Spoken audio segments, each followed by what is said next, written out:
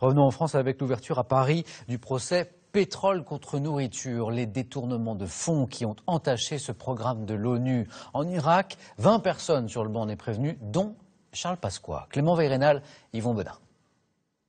Jusqu'à sa chute, Saddam Hussein fut le maître incontesté de l'Irak. Sa puissance, il la tenait de la brutalité du régime, mais aussi de la manne financière tirée du pétrole irakien.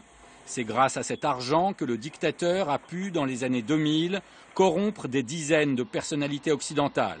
Après la chute de Saddam Hussein en avril 2003, les Américains retrouvent à Bagdad la liste de tous ceux qui auraient participé à un vaste système de fraude destiné à contourner l'embargo des Nations Unies.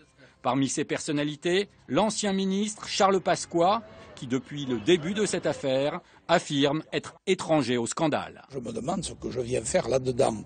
Je ne me suis jamais intéressé au pétrole, je ne suis pas un soutien de Saddam Hussein, je ne suis jamais allé en Irak. Mais le conseiller diplomatique de Charles Pasqua, Bernard Guillet, également poursuivi, lui a fait de nombreux voyages à Bagdad et a perçu de fortes sommes d'argent.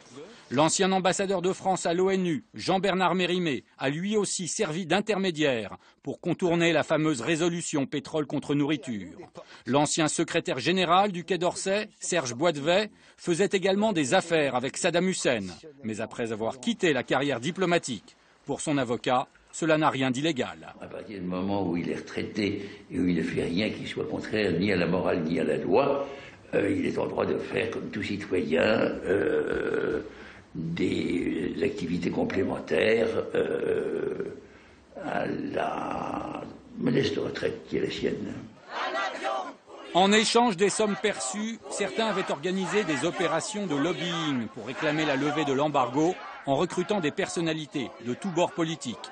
Au total, une vingtaine de prévenus sont poursuivis pour corruption et trafic d'influence. Le procès doit durer 1 mois.